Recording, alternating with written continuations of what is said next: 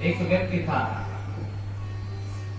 जो महाराज इतना कंजूस था कि कभी 1 रुपया खर्च नहीं करता था।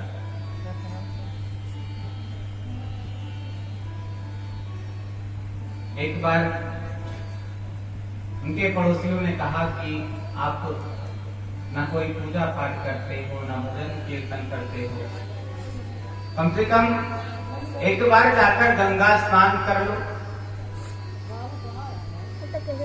कुछ तो पाप कम होगा। जाकर गंगा स्नान कर लो आप।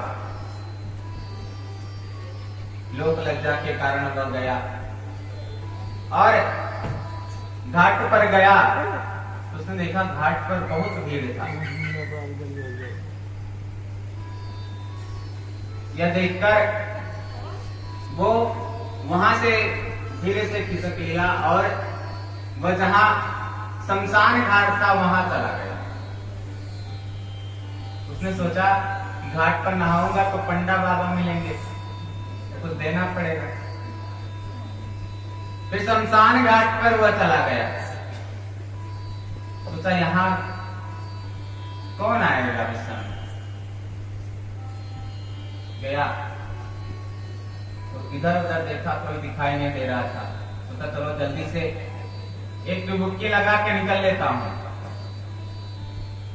गया, डुबकी लगाया, लेकिन जैसे ही बाहर आया महाराज, भगवान स्वयं इस साधु का रूप बनाकर बाहर खड़े थे। बाहर आया, देखा कि कोई खड़ा हुआ दिखाई दिया। मन उसका बहुत घबराया। लो, जिस बात का डर था वही हुआ। न जाने यहां से ये पंडा बाबा यहाँ न जाने कहां से आ गए। बाहर निकला, जल्दी जल्दी अपने वस्त्र को बदला और धीरे से खिसकने लगा, जाने लगा वहां से। तो भगवान बोले, अरे अरे कहां जाते हो, इतने दूर से आए हो,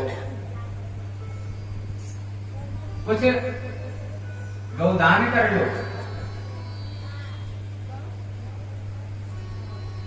वो बोला, क्या बताऊं भगवान, रास्ते में आ रहा था, किसी ने मेरा जेब ही काट लिया, अब 1 रुपया नहीं बचा है मेरे पास। अब मैं क्या आपको बताऊं, मैं खुद ही इतना दुखी हूं। तब पंडा बाबा ने कहा, चलो कोई बात नहीं, आप गौदान कर लो, फिर कभी दे देना। उसने सोचा ये तो अच्छा मौका है, अब इतनी दूर मैं आया हूं, अब फिर कहां इनसे मुलाकात होगी, चलो संकल्प ही तो करना है। तो भगवान ने संकल्प कराया। भगवान ने कहा, बताओ कितने का संकल्प करूं।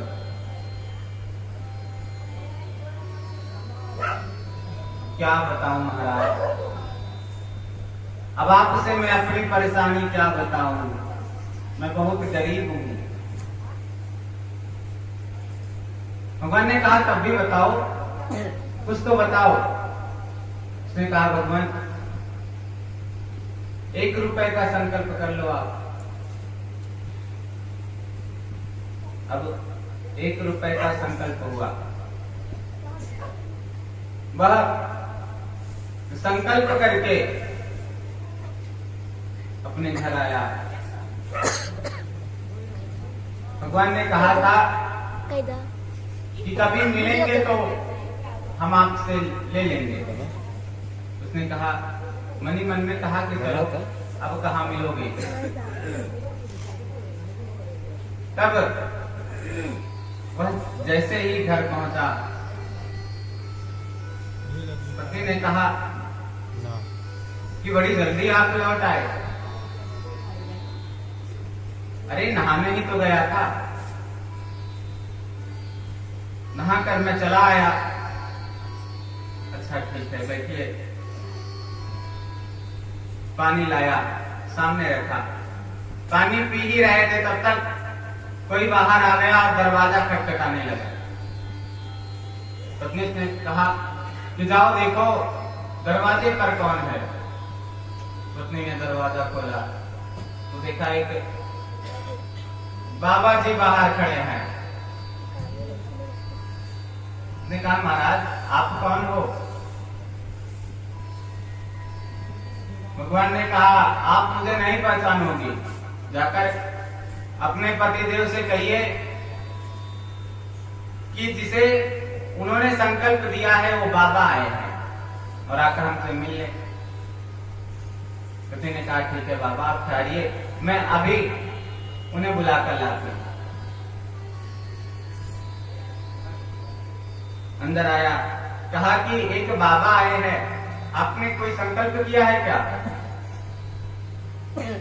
वो बोला वो बाबा आ गए?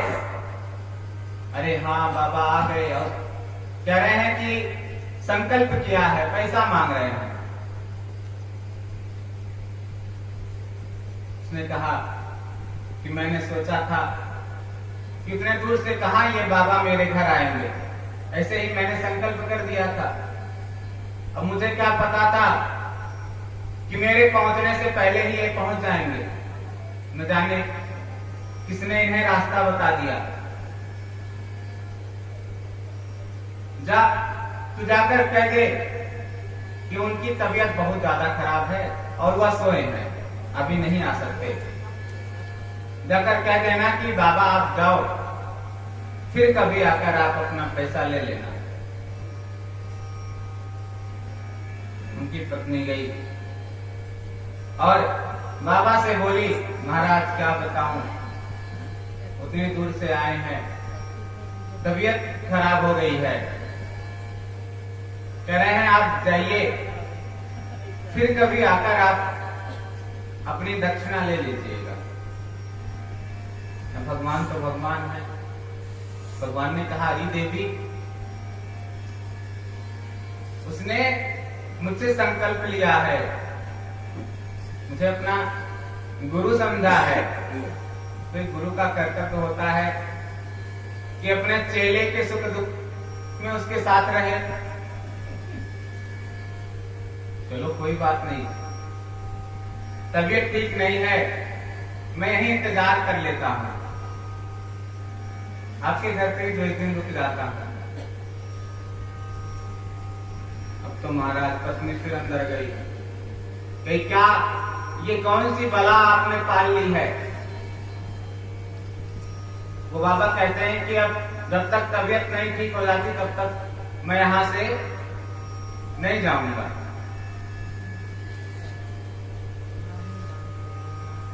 अब उसने कहा कि जा एक बार फिर से समझा कर देख, शायद अब की बार मान जाए। फिर गई, बाबा को समझाने की कोशिश की, लेकिन भगवान तो भगवान है। भगवान ने कहा नहीं, जब तक ठीक नहीं हो जाते तब तक मैं यहां से नहीं जाऊंगा। फिर वह गई, अपने पति से कहा, वो जाने का नाम ही नहीं ले रहे हैं। फिर उनका पति बोला जा, अब तू जाकर उनसे कह दे कि मेरे पति मर गए। पत्नी बोली अरे आप ऐसी बात करते हो, मैं ऐसा कैसे कह सकती हूँ कि मेरे पति मर गए? अरे सच्ची में कौन कह रहा है, नाटक ही तो करना है तुझे, थोड़ा सा रो लेना और जा कह देना कि मेरे पति मर गए। यह सुनकर बाबा जरूर चले जाएंगे। गई, किसी तरह से उन्होंने धोने का नाटक किया और कहा बाबा क्या बताऊं, इतनी तबीयत खराब थी कि अभी अभी उन्होंने अपने प्राण त्याग दिए। बाबा ने कहा ये तो बहुत दुखद समाचार है। पत्नी बोली बाबा अब आप जाएं, आप फिर कभी आइएगा, मैं आपका संकल्प किया हुआ धन आपको दे दूंगी। बाबा ने कहा, अरे देवी, घर में तू अकेली है, तेरा पति अब इस दुनिया में नहीं रहा, तो अकेले क्या करेगी? हम तो पंडा बाबा है, हमारा तो काम है वही। अब तो हम तेरे पति का अंतिम संस्कार करा के ही यहां से जाएंगे। फिर आए पति के पास, लो महाराज, बहुत आप कह रहे थे, अब आप खुद फंस गए। अब बाबा कहते हैं कि मैं उनका अंतिम संस्कार करा के ही यहां से जाऊंगा। लेकिन वह व्यक्ति इतना कंजूस था कि मरने तक का बहाना कर दिया। अंत में बाबा ने पड़ोसियों को इकट्ठा किया और उसे शमशान ले जाने की तैयारी करी। सबने मिलकर उसे नहलाया, एकदम सांस रोक के अंदर से, वो लेटा हुआ है, उन्हें नहलाया, इतना सब किया, लेकिन सांस रोका हुआ है। फिर उसे शमशान ले जाया गया और पत्नी को लगा कहीं सही में तो नहीं चले गई है। पत्नी ने कान में जाकर कहा कि अरे 1 रुपया दे, क्यों नहीं देते? ले जा रहे हैं, सब जला देंगे तुमको। धीरे से बोला, चुप रहे, जो हो रहा है होने दे। सब लोग लेकर गए शमशान में, चिता पर उसे लेटा दिया गया। देखिए, इतना कंजूस तब भी नहीं बोला हुआ। फिर अंत में बाबा ने कहा कि इसने गुरु मंत्र नहीं लिया है और बिना गुरु के नैया पार नहीं होती। मैं इसके कान में इसे गुरु मंत्र देना चाहता हूं। वो पास में गए और धीरे से कहा, अरे भैया, अब उठ जाओ, चलो मैं आपको वचन देता हूं, मैं 1 रुपया नहीं लूंगा। जैसे ही सुना कि 1 रुपया नहीं लूंगा, तब तक उठकर बैठ गया। क्या कहा बाबा आपने, 1 रुपया नहीं लोगे? नहीं भैया, मैं आपसे हार गया, 1 रुपया मैं नहीं लूंगा। केवल कहने का तात्पर्य इतना सा था कि कुछ लोग होते हैं संसार में ऐसा, जो अपने बुद्धि को भ्रष्ट किए हुए होते हैं, 1 रुपया जाने नहीं देते। तो महाराज उत्तानपाद, उनकी 2 पत्नियां